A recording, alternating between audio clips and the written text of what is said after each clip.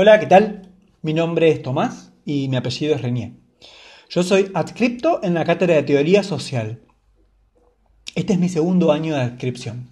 Cuando uno hace una adscripción, lo que se pretende, lo que se espera es que uno pueda hacer una experiencia docente, que uno pueda aprender sobre la práctica, sobre la labor docente, ¿sí?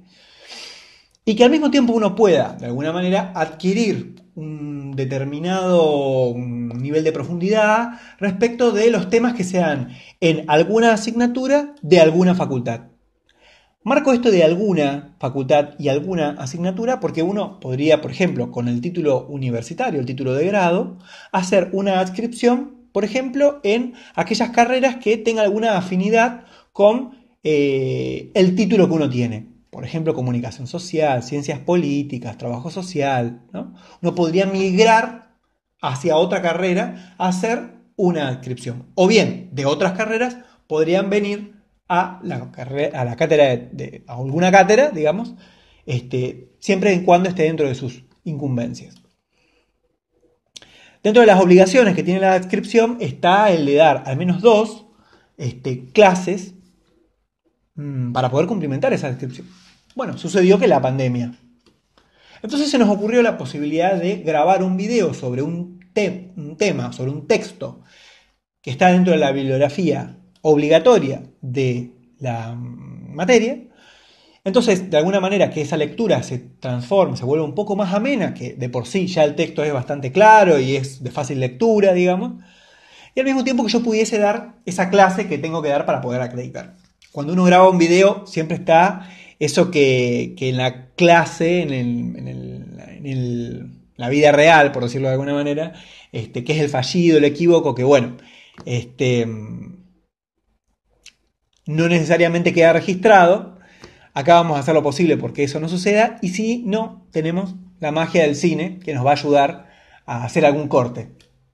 Nosotros vamos a trabajar sobre el capítulo 5 de Japicracia, ¿sí? Es ese libro que está escrito por Eva Iluz y Edgar Cabanas. Edgar Cabanas ya está dentro de, digamos, ustedes tienen otro texto de este autor, en un libro que también compila Eva Iluz, ¿no? Que se llama Ciudadanos. En particular nosotros vamos a trabajar el capítulo 5 de un libro que tiene 5 capítulos y una conclusión, ¿no? Y vamos a intentar, en una primera parte de la clase, contextualizar, poner el marco en el cual se inscribe este capítulo, que se llama, el subtítulo del libro se llama Japicracia, cómo la ciencia y la industria de la felicidad controlan nuestras vidas. Es un subtítulo muy sugerente, ¿no? Y por otro lado, el capítulo 5 es Ser feliz, la nueva normalidad, ¿no? Para no entrar directo hacia el texto, ¿no? Nosotros vamos a hacer un pequeño rodeo sobre otro libro que también está dentro de lo que sería ese giro hacia la felicidad, este conjunto de estudios de diferentes disciplinas respecto al tema de la felicidad o al tema de los afectos, ¿no? Que es el libro La promesa de la felicidad de Sara Ahmed. Y en particular nos vamos a centrar en la introducción. Entonces esta primera parte de la clase va a ser como una contextualización. Y una segunda parte de la clase vamos a tratar de charlar específicamente sobre ese capítulo, el capítulo 5 del libro Japicracia. En esta introducción del libro que yo les comentaba de Sara Ahmed, que ella pertenece, digamos, a la sociología, a los estudios culturales, nació en Inglaterra y se fue a vivir a Australia, ¿no? Y desde allí ha escrito, tiene una gran producción, digamos, sobre el tema de las emociones, sobre los estudios de género, los estudios de las migraciones, ¿no? Sobre lo que sería la temática queer, ¿no? En este libro, La promesa de la felicidad, ella parte de algo que para nosotros es muy cotidiano, ¿no? La idea de que la felicidad parece ser como aquello a lo cual nosotros dirigimos nuestra vida. Nuestro proyecto de vida, aquello hacia lo que nosotros la apuntamos, parece ser siempre la felicidad. Hay como una especie de acuerdo general en que el motor de la vida humana es la búsqueda de la felicidad, ¿no? Es decir, que lo que ella dice es que sobre la felicidad hay algo así como un consenso. ¿no? Pero ese consenso de que es la felicidad es un consenso, es que hay un acuerdo de que la felicidad es hacia lo que vamos a apuntar. Es decir, que hay un consenso también sobre la felicidad, ¿no? Es el consenso del consenso, dice ella, ¿no? Ahora, es una cosa curiosa, ya habla de una contradicción, citando ahí a Kant y demás. Si yo les preguntase a cada uno de ustedes, espectadores, compañeros, imaginarios que están del otro lado, ¿qué entienden ustedes por felicidad o qué es la felicidad para cada uno de ustedes? Posiblemente las respuestas que me darían serían muy variadas, podrían no coincidir. Incluso más de uno de ustedes podría decirme que no sabe qué es la felicidad, ¿no? Porque justamente la felicidad funciona en tanto que un anhelo, que una expectativa, ¿no? Entonces, Sarah Ahmed se pregunta, bueno, pero ¿qué implica pensar a la felicidad como un proyecto, como un anhelo, como un camino, ¿no?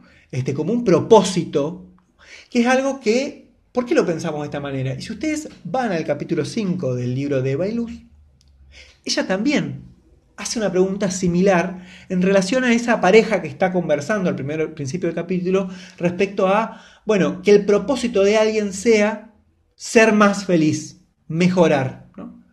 Entonces, Sarah Ahmed dice, bueno, en realidad deberíamos correr el eje respecto de la pregunta de qué es la felicidad, sino más bien nos podemos situar en otra instancia y preguntarnos, bueno, pero ¿para qué sirve la felicidad? ¿Cuál es la función que tiene la felicidad? ¿No? ¿Qué se busca mediante la felicidad? Bueno, ella iba a decir que en diferentes happiness studies, los estudios sobre la felicidad, ella va a entender ahí como que la felicidad aparece así como una técnica para vivir bien, ¿no? Y que nosotros anhelamos relacionarnos con ella, ¿no? O sea, relacionarnos con todos los objetos que están alrededor de la felicidad. Ella da el ejemplo, por ejemplo, del matrimonio, que es, según estos happiness studies, es como uno de los indicadores de la felicidad, ¿no? Un matrimonio feliz, ¿no? Cada uno de ustedes podrá, no sé, la adquisición de un determinado objeto. Nosotros buscamos relacionarnos con eso que supuestamente da la felicidad, ¿no? ¿Por qué? Porque detrás de eso, ese supuesto, está la promesa de que seremos más felices. Si nosotros hacemos determinadas cosas, atrás de esto estará la felicidad, ¿no?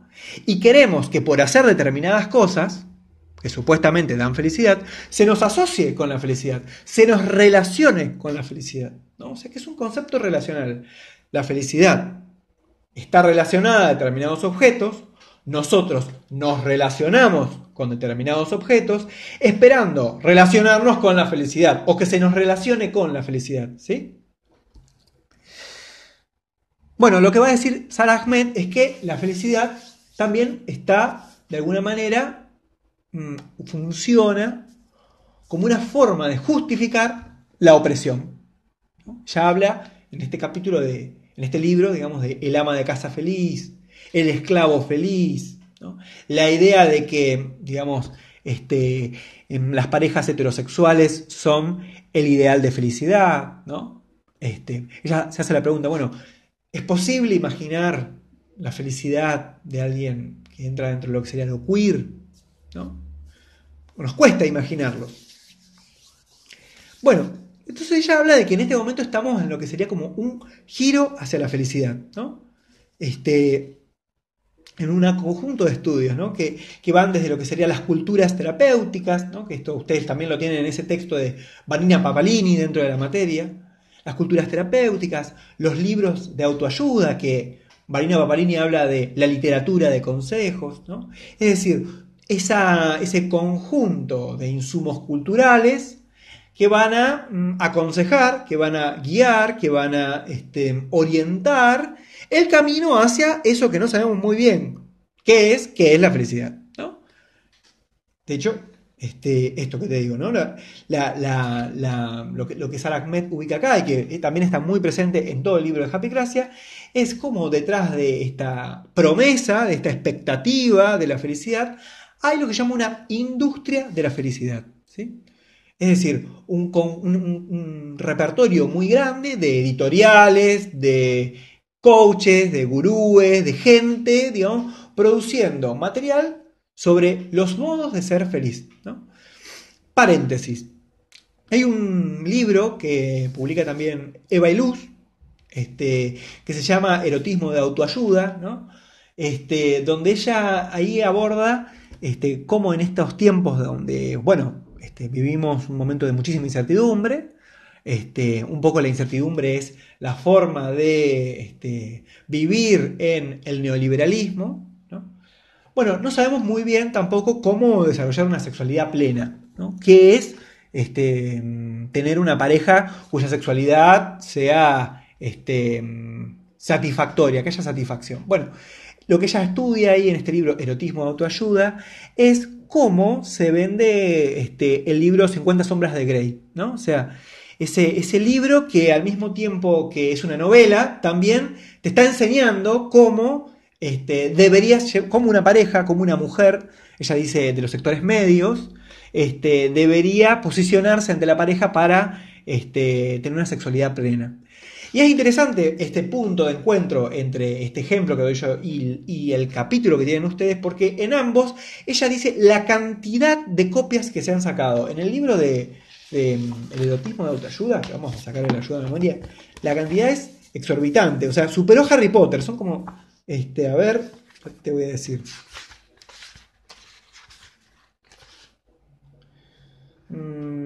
¿Es un bestseller?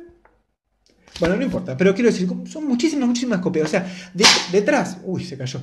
Detrás de esta forma, digamos, de guiarnos respecto a qué es lo que da felicidad, ¿no? Hay una gran industria. Entonces, ella en el capítulo que tienen ustedes comienza con una autobiografía, ¿no? También nosotros estamos atravesando procesos de autobiografización de la sociedad, ¿no? La gran cantidad de publicaciones sobre la propia intimidad, ¿no? La exposición de la intimidad, ¿no? La forma de narrar, escribir la interioridad, ¿no? Y hacerlo público, ¿no? O sea, como algo de lo privado que está como horadado de alguna manera, y eso se ha vuelto público.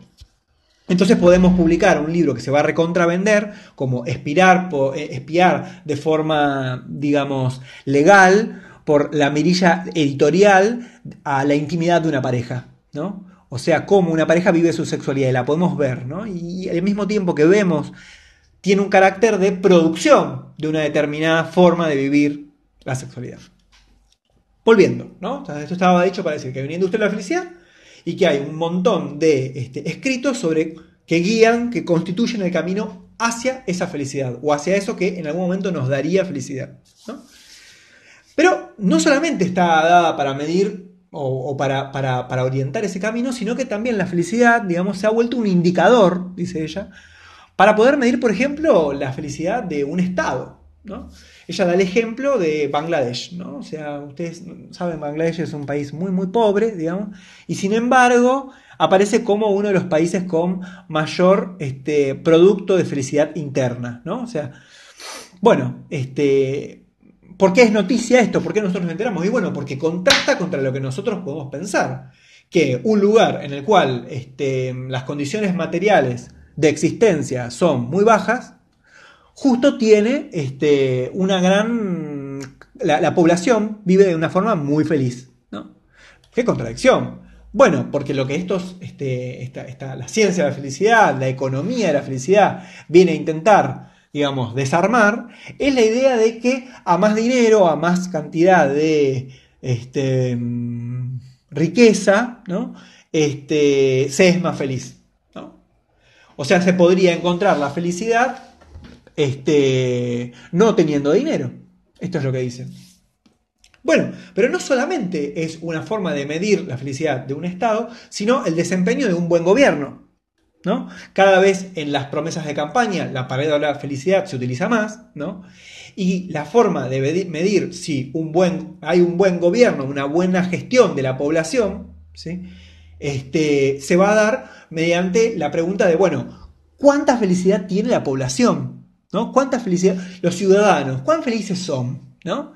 Entonces, no solamente es una especie de forma de medir el Estado, sino la gestión de ese Estado.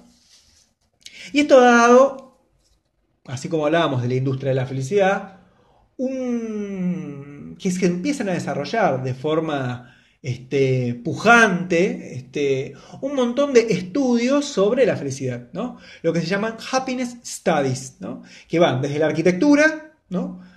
Específicamente la psicología, y ahora vamos a charlar respecto de eso, pero también la sociología, las ciencias políticas, la economía, ¿no?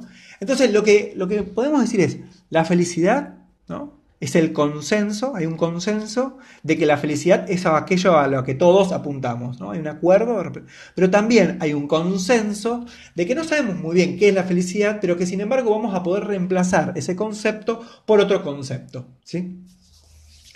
Entonces ella ahí cita a Durkheim, ¿no? Es algo muy interesante porque ustedes también lo tienen. Ella dice, bueno, ¿es cierto que a medida hay un progreso, los individuos son más felices? ¿Es cierto efectivamente que es posible medir el progreso de una sociedad en función de la felicidad individual de cada uno de sus habitantes? Bueno, lo que estas ciencias de la felicidad van a empezar a decir, y que esto está muy en claro en el capítulo que ustedes tienen que leer, que vamos a ir ya más en profundidad, es que la felicidad es buena, ¿no? La felicidad es buena y la felicidad está ahí afuera, digamos. O sea, es posible, y esto es muy importante, digamos, científicamente medirla, ¿no? Es decir, uno puede abordarla de forma objetiva mediante la ciencia, ¿sí? Es posible medirla, es posible ir ahí hasta a estudiarla, ¿no? Pero lo interesante es que por más que se producen instrumentos, como por ejemplo, ella cita ahí el hedonímetro, ¿no? Lo interesante es que eso que está ahí afuera, en realidad, como busca preguntar por las emociones, por los sentimientos, en realidad lo que es la felicidad está ahí adentro, ¿no? Es decir, hay como una especie de mirada sobre el interior de cada uno de los individuos, ¿no? Buscando de alguna manera medir esos sentimientos, esas sensaciones, ¿no? Acá estoy usando un poco indistintamente estos conceptos que podrían diferenciarse, pero porque no van al caso, pero sí que hay una diferenciación. Pero bueno, lo que la psicología digamos, la psicología positiva y la ciencia de la felicidad le va a dar un gran lugar es al autoinforme, ¿no? Es a la posibilidad que tiene el individuo de conocerse a sí mismo y de responder a la pregunta de ¿soy feliz o no soy feliz? ¿Sí? Es decir, los sentimientos, las emociones son transparentes al individuo que se lo pregunta. Y esto es algo que también va a estar en el capítulo de Eva y Luz, digamos, la idea de que uno puede de manera clara y distinta, ¿no? Como diría Descartes, saber qué es lo que le pasa, si uno está bien, si uno está mal, y en función de eso decir si es feliz o no. Ahora, lo que debe decir Sara Ahmed es que, bueno, que en realidad esa pregunta no es neutral, ¿no? Porque en general la respuesta que uno va a dar, por ejemplo, puede estar inducida. Y ella ahí da el ejemplo de que se hizo un estudio en el cual a muchas personas le preguntaban si eran felices luego de haberle hablado de cosas negativas. Esas personas luego terminaban diciendo que no eran felices. Pero a muchas personas se les hizo la pregunta de si eran felices, luego de haberle preguntado, de haber hablado de temas positivos, por decirlo de alguna manera. Y las tendieron a decir esas personas que eran más felices. Y además se le pide a la persona que evalúe su bienestar en función, o sea, desconociendo sus condiciones materiales de existencia. Y al mismo tiempo es una pregunta cuya respuesta va a estar altamente influenciada por los ideales sociales de cómo debe ser feliz o cuánto me falta a mí para ser feliz. Y acordémonos que en el capítulo de Eva y Luz ustedes van a ver que la felicidad empieza a ser entendida como algo que hay que buscar un más, un plus de felicidad. Ser más felices, mejorar, ¿no? Entonces, la psicología de la felicidad, digamos, se plantea, y esto también lo vamos a empezar a ver con el texto de Bailu, se plantea como una forma de corregir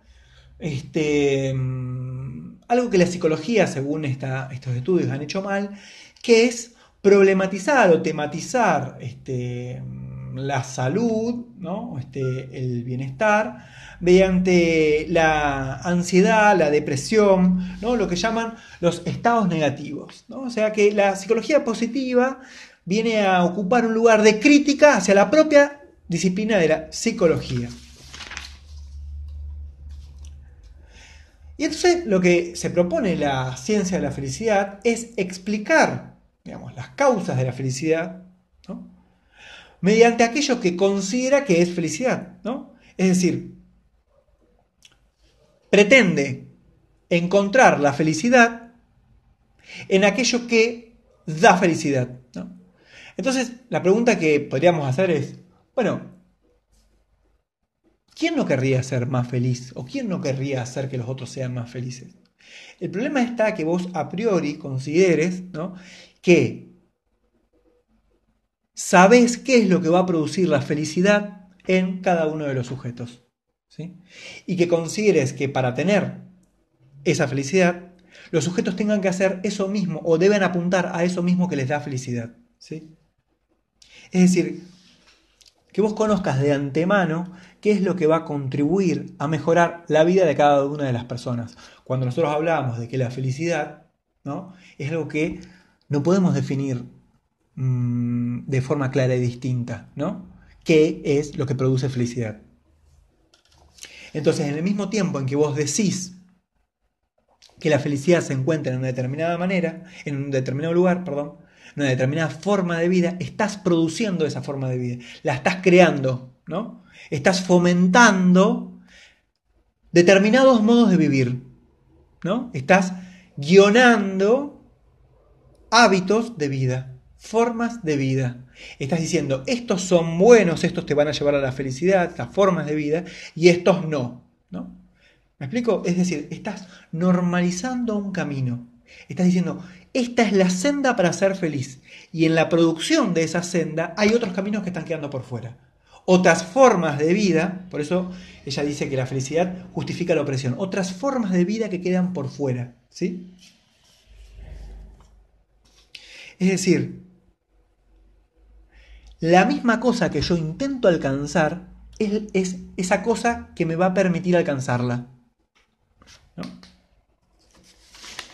Y lo que le va a tocar, y esto es muy importante, digamos, es a ese conjunto de emociones, de sentimientos que están considerados como positivos, la fuerza por tener que luchar por eso que es negativo, ¿no? O sea, la tristeza, el desgano, ¿no? Bueno, todo eso, digamos, que podríamos decir, está considerada como emociones negativas, ¿no?, debe ser superado, o sea, no debe ser solamente, y esto lo vamos a ver en el texto, una suma cero, un empate entre lo negativo y lo positivo, sino que debe haber un más de lo positivo. Es decir, querer ser feliz es buscar mejorar, es buscar ese plus, un poco más, ¿no? Y hay algo más que se va a dar. Cuando uno es feliz, según estos planteos, también, de alguna manera, esa felicidad permite que uno deje de pensar en uno mismo, ¿no? Y cuando uno es feliz y deja de pensar en uno mismo, se vuelve más altruista, empieza a pensar en los otros. Entonces, de alguna manera, cuando uno es feliz, ¿no?, también fomenta la felicidad de los otros. Entonces, este tipo de estudios lo que hacen es, de alguna manera, responsabilizar al individuo por su propia felicidad y también responsabilizarlo por la felicidad de los otros. Esto que Sara Ahmed Eva Illouz va a trabajar como la cuestión de que uno es mejor persona si es feliz, ¿no? Va a ser una mejor persona si es feliz. Entonces, lo que uno podría preguntarse respecto de esto es, bueno, si no hay caminos, si no hay formas de vida que están como privilegiadas, que se adaptan mejor a digamos, a esos caminos sugeridos, ¿no? Si existe algo así como una exclusión de determinadas formas de existencia que no son aquellas que son promovidas por la ciencia de la felicidad. Una de las cosas que van a trabajar Eva Illouz y Sara Ahmed precisamente es la pregunta por qué se fomenta tanto esta psicología positiva. Y cuando digo que se fomenta tanto es la cantidad de plata que hay puesta para que ellos desarrollen sus estudios. Vamos a ver un poco algunos de los inversores que están detrás de este proyecto de la psicología positiva. Tengo una misión, declaró Martin Seligman un año antes de presentarse a las elecciones para presidente de la Asociación Estadounidense de Psicología, la asociación científica y profesional de psicólogos más importante de Estados Unidos, con 115.700 afiliados. En su búsqueda por alejarse de la psicología tradicional y negativa, Seligman buscaba encontrar un enfoque psicológico sobre la naturaleza humana que pudiera rejuvenecer la psicología. Tomando afirmaciones y conceptos evolucionistas y de la neurociencia, de filosofía de aquí y de allá, la psicología positiva parecía ser, en un principio, una propuesta ecléctica e imprecisa, mucho más que un proyecto científico sólido y propio. Una ciencia que tenía como principal tarea entender qué es lo que hace que la vida sea digna de ser vivida y que buscaba brindar pautas para la buena vida. Una vez que fue elegido presidente de la Asociación Estadounidense de Psicología, los cheques comenzaron a aparecer, desde fundaciones anónimas con las que solo les interesaban los ganadores. Le pedían que explique en 10 minutos o en un máximo de 3 páginas en qué consistía su proyecto. Ese mismo mes recibió un cheque por $1,500,000. Para el año 2002, la psicología positiva se había constituido en un imperio que contaba con $37 millones en financiamiento. En pocos años, la psicología positiva creó una amplísima red institucional a escala global, valiéndose de programas doctorales, másters, premios, becas y cursos de especialización en psicología positiva aplicada, congresos y conferencias internacionales, manuales, libros de divulgación y monografías, páginas web, etc. En el 2001, la formación religiosa y conservadora, una de ellas, quise decir, les dio $2.2 millones para que crearan el Centro de Psicología Positiva en la Universidad de Pensilvania, para conocer las técnicas de sanación mental, la literatura de autoayuda, el poder del pensamiento y el estudio de cómo los individuos pueden controlar su mente y dominar sus circunstancias adaptándose al mundo a su voluntad. En el año 2009, esta misma fundación les dio un cheque por $5.8 millones. Asimismo, otras entidades grandes y pequeñas, públicas como privadas, también donaron dinero. Por ejemplo, Robert Wood Johnson Foundation financió a Martin y su equipo en el 2008 con $3.7 millones. Otros institutos, como el Instituto Nacional de Medicina Complementaria y Alternativa, suministró fondos de investigación en psicología positiva sobre los efectos del bienestar, la satisfacción vital y la felicidad en la salud y en la prevención de enfermedades mentales. Multinacionales como la Coca-Cola también invirtieron en psicología positiva con el fin de encontrar métodos más baratos y eficientes de incrementar la productividad, reducir el estrés en el trabajo y promover el compromiso de los empleados con la cultura de la empresa.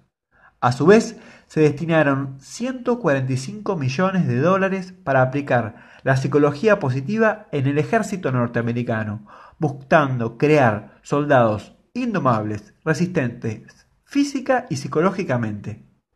Sin embargo, esto no se limitaba a Estados Unidos. Un número creciente de entidades públicas y privadas en Europa, Asia e incluso China, los Emiratos Árabes y la India habían invertido millones de dólares en este proyecto. En pocos años se había conseguido una enorme financiación pública y privada para el estudio científico de la felicidad, la salud mental positiva y la prevención de enfermedades mentales. Vamos a tratar de trabajar sobre el quinto y último capítulo del libro de Japicracia, que ya veníamos mencionando algunas cuestiones, pero ahora vamos a tratar de ir lo más cercano al texto posible. Como ustedes habrán podido ver, este capítulo comienza con una especie de diálogo entre una mujer y su pareja, y entre esa misma mujer y un desconocido. En el diálogo lo que uno puede ver es que esta mujer se siente un poco incomprendida tanto por su pareja como por este desconocido, cuando ella les plantea que su proyecto, ¿no?, es mejorar, es ser más feliz.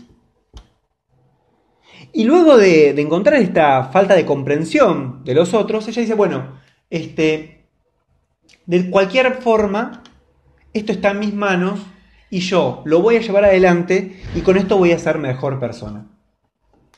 Este diálogo que está en este libro que nosotros ya habíamos mencionado, que tuvo un montón de ventas, que fue súper popular, que el New York Times estuvo como 99 semanas ocupando el primer puesto, digamos, en una escala, digamos, de venta de libros. De este diálogo, los autores Eva Iluz y Edgar Cabanas dicen, bueno, se puede extraer de aquí algunas consecuencias o algunos disparadores con los cuales comenzar el capítulo. Por un lado, ellos dicen, mirá qué loco cómo esta persona está pensando su felicidad en términos de proyecto de vida, de aquello hacia lo cual dirigir la existencia, ¿no? Y nosotros ya habíamos estado preguntando, ¿qué implica esta manera de comprender la vida como el camino hacia la felicidad o la promesa de la felicidad? Bueno, una de las cosas que se da es que la felicidad pasa a ser un elemento mediante lo cual juzgar la propia biografía. Es decir, es un indicador de si durante la vida se ha tenido éxito o se ha tenido fracaso, ¿no? O sea, la felicidad es aquello que permite evaluar la propia vida.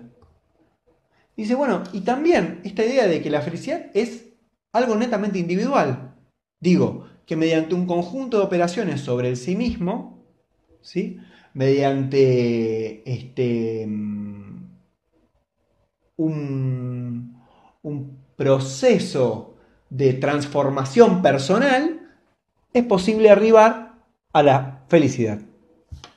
Dice, bueno, todo esto, de alguna manera, para que ella lo pueda sostener, para que este personaje lo pueda sostener, tiene que estar basado en un marco, o digamos, amparado en un marco científico, ¿no? Es decir, tiene que estar respaldado por la ciencia, con lo cual la felicidad pasa a ser un concepto objetivo, medible, cuantificable, ¿no? Y entonces sus acciones tienen como respaldo a la ciencia, un saber, algo que es verdadero. Y otra cosa que ellos extraen acá es la idea de que la felicidad, cuando ella dice que va a ser mejor persona, ¿no?, es decir, la felicidad ligada a la bondad, bueno, de esto se puede ver que hay una estrecha relación entre felicidad y moral, ¿no? Una buena persona es una persona feliz, una mala persona es una persona infeliz. Hacer el bien es ser feliz, ¿no? Y ya habíamos charlado antes que hay una noción un poco altruista de llegar a la felicidad, en la cual, si yo tengo bienestar, me dejo de preocupar en mí mismo y me empiezo a preocupar en los otros, o por los otros, ¿no? Bueno, respecto de esta situación, de este análisis, digamos, los autores dicen, bueno, estos libros de autoayuda tan vendidos, ¿no?, esta literatura de consejos, los programas de televisión que hablan de la superación, las películas que tienen estas historias de vida, pasaron a ser algo cotidiano, ¿no? O sea, están dentro del día a día de cada una de nuestras vidas, ¿no? Es algo que está como de ordinario, dicen ellos, ¿no? Pero no solamente esto es así porque los psicólogos positivos se han puesto a hacer algo así como proselitismo, a hacer una apología de la vida feliz, difundiendo mediante todo un conjunto de materiales culturales este concepto de felicidad.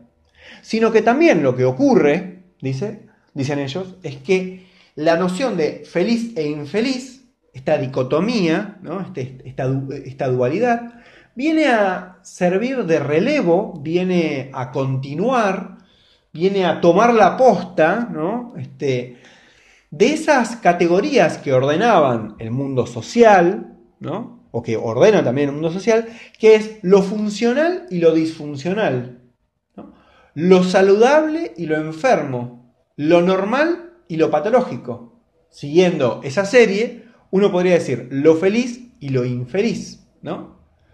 Y en ese mismo movimiento es como si el campo de lo que es susceptible de ser tomado como un proceso mórbido, lo que es enfermo, lo que es patológico, se amplía, ¿no? Entonces, una persona infeliz podría ser considerada alguien que tiene una salud mental incompleta. Ya vamos a ver un poco sobre esto. Más adelante en el libro dice, bueno, para poder llevar adelante estas conceptualizaciones, lo que autores como Fredrickson, que es uno que nombran como uno de los portavoces, digamos, del movimiento de la psicología positiva, lo que se propusieron fue redefinir al individuo medio. Es decir, para llevar adelante este proceso, esta empresa, por decirlo, fue necesario elevar el estándar de lo que define el correcto funcionamiento de los individuos, de los seres humanos y de lo social, ¿sí? Es decir, desde la óptica de la psicología positiva, no basta con que una persona no esté deprimida para que sea una persona saludable, ¿no? Sino que tiene que tener lo que ellos llaman un ratio positivo, un saldo positivo, ¿sí? Es decir, tiene que ir un poco más allá de su funcionamiento normal. Esa exigencia, esa tendencia a mejorar, es lo que define lo normal, ¿sí? Ese saldo positivo.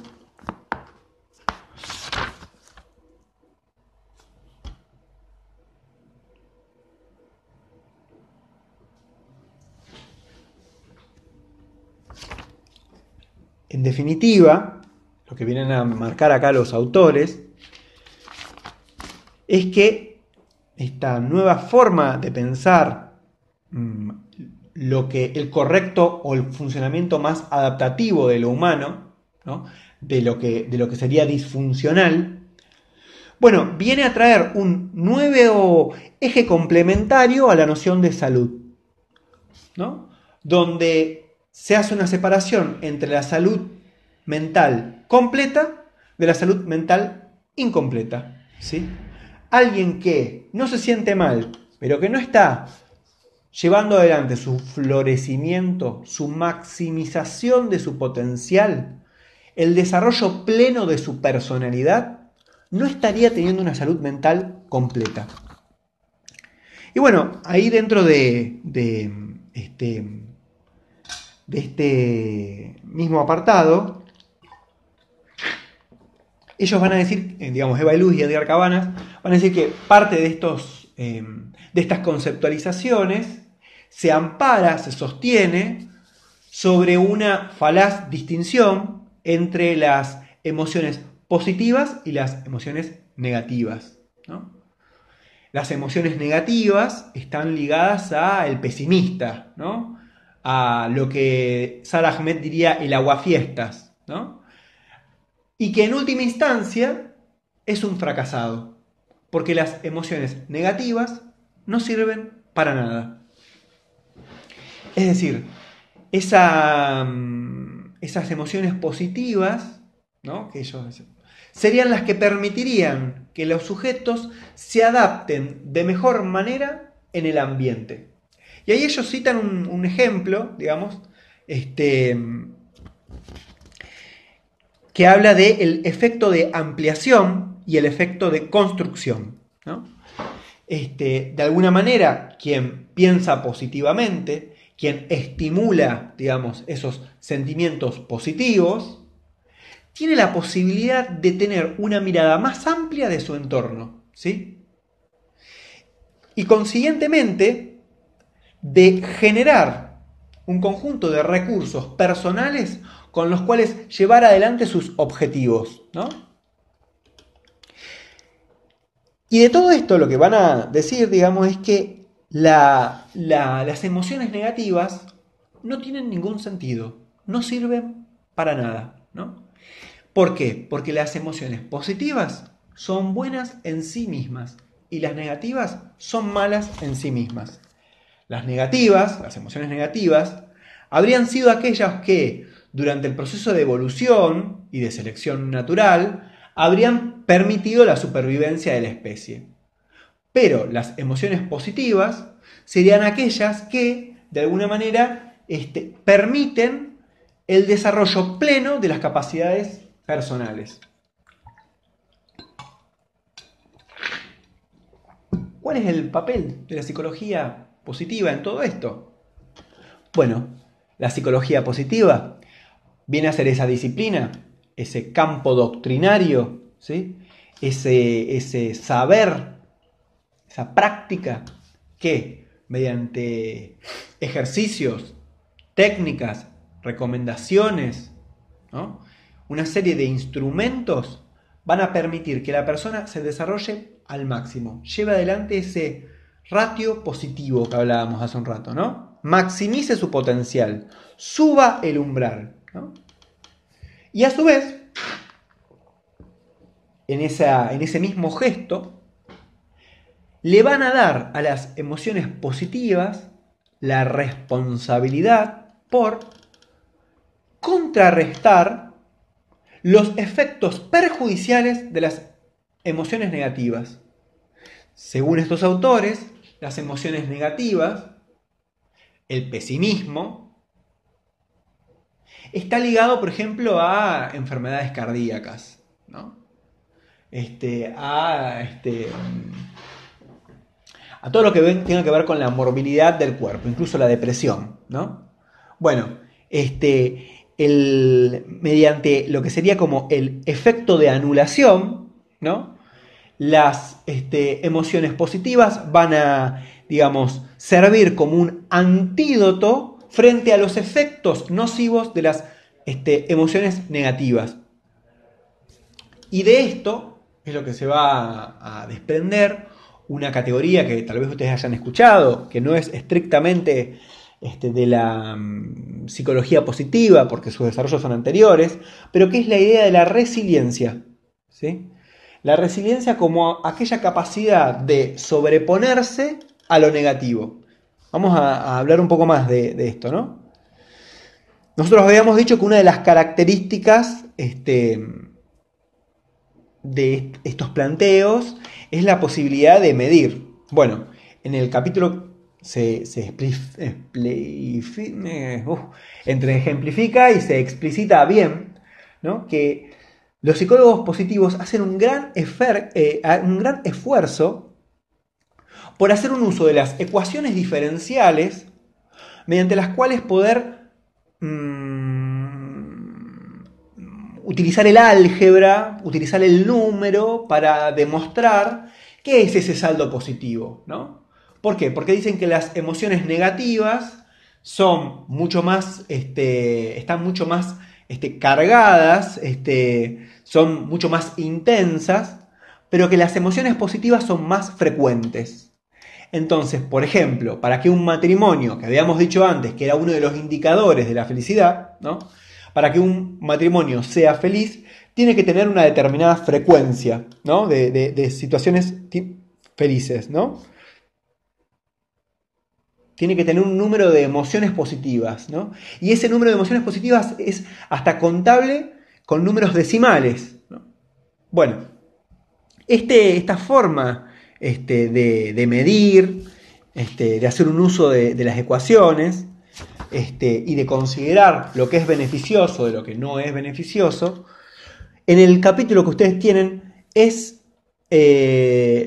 contrastado por otros estudios que de alguna manera dicen, son críticos ante estas formas de lectura, ¿no? Sin embargo, lo interesante es que a pesar de que los propios creadores del instrumento admiten que el instrumento no tenía un basamento claro, de que los resultados, de que los medios para llegar a un determinado resultado eran equívocos, ¿no? Eran incorrectos, aún así que los resultados no se anulan. Es decir, no importa que el instrumento con el cual medimos, sin embargo, funciona, dicen ellos. Y esta noción la van a sostener y la van a difundir, digamos, ¿no? Es decir, se amparan sobre la ciencia, pero los procedimientos científicos mediante los cuales llegan a un resultado son falaces, son incorrectos, corresponden a marcos epistemológicos que son deficitarios, ¿no? Y sin embargo, funcionan. Esto es en este capítulo de Edgar Cabanas y Eva Illouz, ¿no? Pero a su vez, en otra serie de publicaciones, lo que van a intentar también demostrar es que esa distinción entre las emociones positivas y las emociones negativas es falaz también, ¿no? De hecho, hay un capítulo, una parte llamada Una distinción falaz. En principio, lo que van a decir los autores es que esa distinción es reduccionista. Porque lo que se considera emociones, en realidad, son complejos emocionales, dicen ellos, entrelazados con un montón de circunstancias y de acontecimientos que están vinculados a lo histórico, lo político, ¿no? Lo cultural. Ellos dicen, van desde las percepciones corporales y sensoriales, las apreciaciones subjetivas, o sea, la conciencia, la evaluación que un individuo hace de un fenómeno, los comportamientos interpersonales, ¿no? Los valores y las connotaciones que sean compartidas en una cultura, las estructuras sociales, las normas, ¿no? Sin embargo, si uno dice, bueno, esto es bueno y esto es malo, y por lo tanto, perdón, esto es positivo, esto es negativo, y por lo tanto es bueno y es malo, hay algo de esa dimensión de la complejidad que se pierde, ¿no?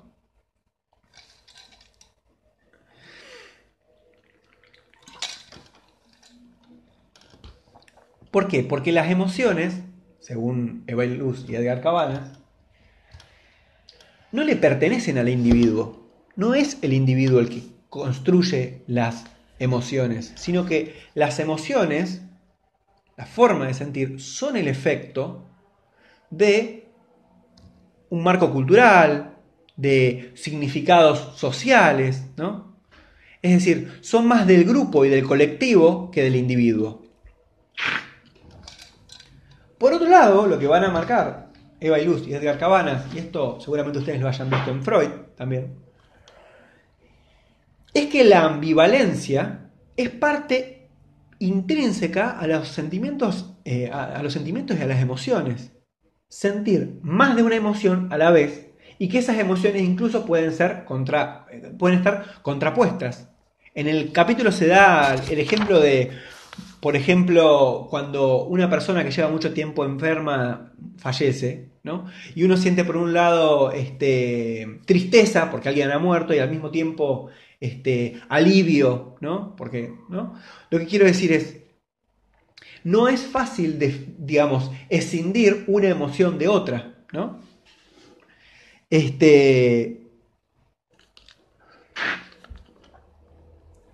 Se puede tener varias sensaciones, varias emociones al mismo tiempo. Y al mismo tiempo, digamos, pensar que las emociones positivas producen efectos positivos y las emociones negativas producen efectos negativos, es de alguna manera descartar un conjunto de sentimientos y de emociones que están muy ligados a los procesos de transformación social, a digamos, a las posibilidades de cambiar determinadas circunstancias, ¿no? Acá él da, en el capítulo dan ejemplos, digamos, de cómo las emociones o la percepción respecto de las emociones fue cambiando históricamente, qué lugar tuvo, por ejemplo, el resentimiento en 1960 para las transformaciones feministas, da el ejemplo de un Hochschild acá, ¿no? O el papel del odio en los procesos de transformación social, ¿no? Bueno, dejo este meme acá para pedir permiso sobre la toma de la Bastilla, ¿no? Es decir, una de las cosas que van a sostener los psicólogos de la psicología positiva es que lo importante es ser optimista y lo importante es ser positivo, aun cuando haya cierta pérdida de realidad, ¿no? Es decir, es mejor cómo se siente uno que lo que efectivamente está sucediendo ahí afuera.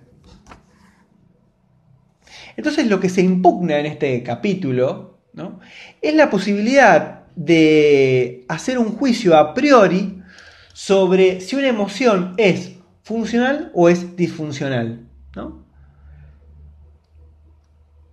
Y de alguna manera es desconocer o impugnan cómo esta psicología positiva desconoce el lugar que las emociones tienen en el marco de, por ejemplo, la libertad de expresión, el humor, las dinámicas que son tanto individuales como sociales y colectivas, ¿no? E impugnan la idea de que haya que descartar un conjunto de emociones por el simple hecho de que no sean alegres, no sean felices, ¿sí?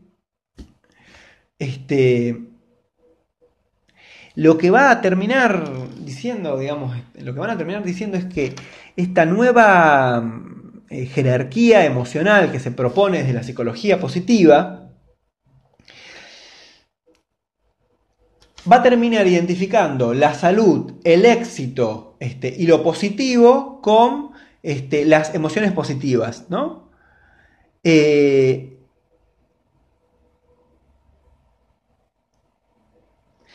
Y al mismo tiempo va a terminar en ese intento por cambiar la forma en que la psicología tradicional pensaba lo positivo y lo negativo, ¿no?, va a terminar ampliando aquello que es patologizable, en el sentido en el cual si alguien no se siente bien, si alguien no prospera, no triunfa, es porque algo, y entre paréntesis podemos decir malo, le pasa, ¿sí?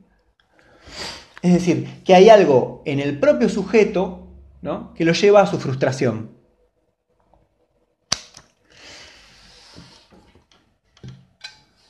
En este mismo capítulo también ellos van a traer un trabajo de Seligman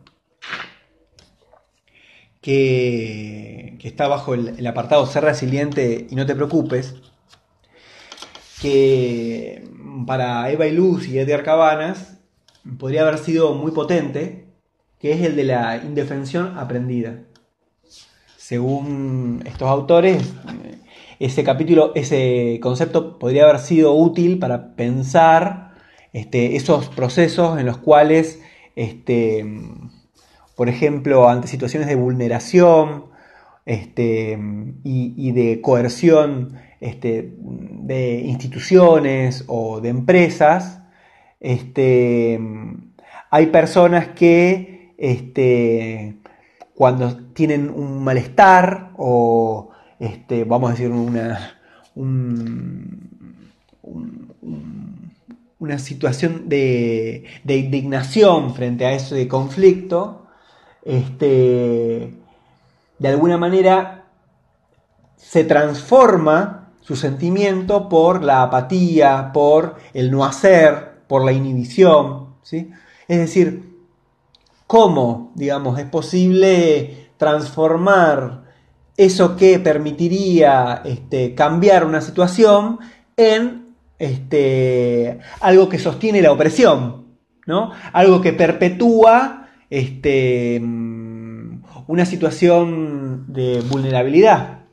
Bueno, lo que ellos resaltan es que este concepto Seligman no lo utilizó en esos términos, sino que le dio más bien una vuelta darwiniana, naturalista, ¿no? Y que lo lleva a poder pensar el concepto de resiliencia. Según Seligman, este concepto, el de indefensión aprendida, sería aquel que allí donde una persona estuviera ante una adversidad, pasando un mal momento, en una situación de crisis, ¿no? Podría sobreponerse, salir adelante, ¿no? Triunfar, por decirlo, y de esa crisis, de esa situación de tensión, haber aprendido, ¿no? Haber salido ganando algo, ¿no? Es como, acá los autores dicen, bueno, es como lo que no te mata te hace más fuerte, ¿no? Como una reversión de esa noción. Y acá van a dar un ejemplo, y esto es muy interesante también porque la psicología positiva se ubicó fuertemente en el ámbito laboral. Dicen, bueno, dan dos ejemplos de dos tipos, ¿no? Que a uno le fue bien y a uno le fue mal, ante dos situaciones adversas, ¿no? Pero esas situaciones adversas no dependían de cada uno de los individuos, sino que la economía estaba en crisis, ¿no? Que qué sé yo, los habían echado del trabajo, habían pasado situaciones externas que habían condicionado su vida, ¿no? Entonces, la psicología positiva aparecería allí como ese saber que te permitiría sobreponerte ante esa situación. Pero a su vez sería ese saber que permitiría distinguir entre estos dos personajes, el que fracasa y el que triunfa, ¿no? Este concepto, lo interesante es que Seligman lo trata de vender no solamente como algo que va a producir mayor éxito individual, sino como algo que también, y esto está muy presente en algunas notas que ahora vamos a ver, que vamos a poner, está muy presente en la idea de reducir presupuesto, reducir reducciones económicas, ¿no? Allí donde una persona que ha tenido, por ejemplo, un trauma por una guerra, y que por eso cobra una pensión, o que ha tenido alguna situación de desempleo y que, bueno, por eso necesita algún seguro de desempleo. Bueno, según esta perspectiva, según este decir digamos, del capo más capo de la psicología positiva, se le está quitando a esa persona lo grato, lo satisfactorio de haber podido él mismo superar esa situación de crisis, esa situación de adversidad, ¿no? De transformar sus circunstancias desfavorables, ¿no? Bueno, como habíamos charlado, esto se ve un montón en todo lo que tiene que ver con el relato de experiencias, ¿no? O sea, una forma digamos, de instrumentalizar estas técnicas tiene que ver con los testimonios, con el narrar cómo alguien salió de una situación que era muy, muy garrón, ¿no? Y logró una proeza y aprendió de eso que le pasaba, ¿no? Y en función de eso da una charla TED, por darte un ejemplo, ¿no? Digamos, tiene una moraleja. ¿Bien? Entonces, esa épica de cómo se supera una tragedia, del crecimiento ante la adversidad, Seligman va a proponer la noción de crecimiento postraumático. Este crecimiento postraumático viene a ser como una categoría que releva o que viene a completar la idea de la resiliencia, ¿no? El crecimiento postraumático. Aquellas personas que superan y que experimentan un crecimiento espiritual, ¿no? Que aprecian más su propia vida y que a su vez tienen un sentimiento de autenticidad y crecimiento personal.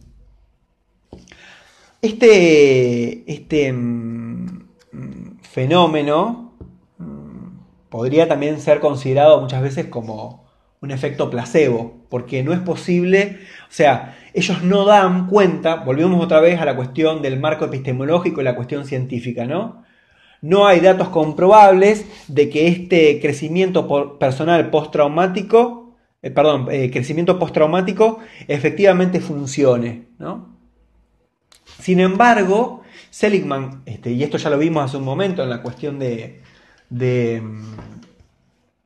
los soldados y el presupuesto que había adquirido, él lo vende hacia, por ejemplo, los heridos de guerra, pero también a las personas que han tenido cáncer, que han tenido algún tipo de enfermedad, ¿no? Como una forma de sobresalir, ¿no? O sea, volvemos otra vez a lo mismo. O sea, lo normal se eleva, ¿no? Ahora hay que esforzarse, ¿sí? Y la psicología positiva viene a dar esas herramientas con las cuales poder elevar ese estándar. A todo esto, como decíamos, hay un montón de plata de por medio. Bueno, en el mismo capítulo, Edgar Luz y Edgar... bueno, Eva y Luz. Pasa que cuando uno graba, yo ya lo voy grabando varias veces esto. Entonces, esto ya lo dije varias veces. Eva y Luz y Edgar Cabanas, lo que señalan es que estas técnicas en realidad tienen a nivel metodológico un montón de errores, ¿no? Hay ausencia de grupos de control, no hay ensayos pilotos, y en este caso lo que ellos dicen es, bueno, también se toma muy a la ligera procesos traumáticos que pueden haber sentido soldados luego de que se los haya llevado a realizar esas terribles tareas que tienen que hacer, por ejemplo, en una guerra. Pero más allá de todo esto, una de las cosas que también ellos se preguntan es, bueno, ¿qué pasa con aquellos que no logran ser resilientes? ¿Qué pasa con aquellos que sufren por no haber podido sostener una actitud positiva? ¿No? ¿Qué pasa con los que no encajan dentro de el uso de la resiliencia? ¿No? Para ir al último apartado, que es el problema del sufrimiento, ¿no? Es decir, bajo estos parámetros de la psicología positiva, sufrir es algo inútil, ¿no? Sufrir es la consecuencia de no esforzarse por cambiar la propia situación, ¿no? Uno siempre puede elegir estar mejor. Es una cuestión de perspectiva. Y dan en el capítulo los ejemplos, ¿no? De películas como La vida es bella, un personaje de Voltaire, de Poliana, de Porter y Guido, ¿no? Que los tenemos acá. En el punto en el cual lo que dicen es, bueno, allí donde por ejemplo estés en un campo de concentración, allí donde te esté pasando la peor de todas, bueno, que vos sufras, ¿no? En realidad es una elección. Con lo cual, por un lado, la persona que está en esa situación tiene que vérsela ya con el garrón de estar en una crisis, pero a su vez con la culpa de no poder sobreponerse ante esa situación de adversidad, ¿no?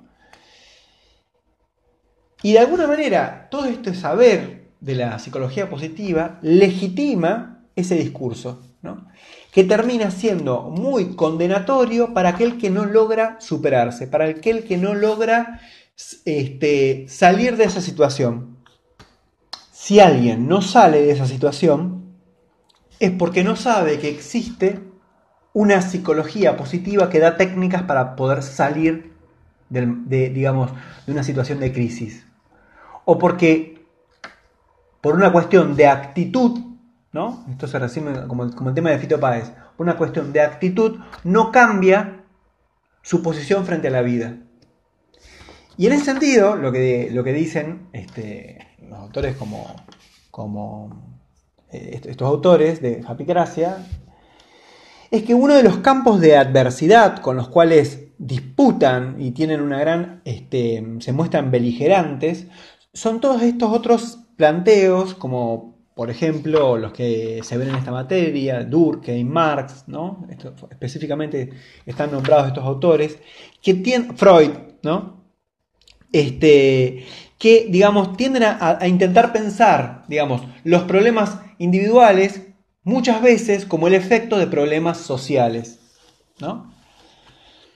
De alguna manera lo que dicen estas autoras es que la felicidad se convierte en una actitud tiránica que juzga a todos como los únicos responsables de su impotencia, ¿no? El fracaso es el efecto de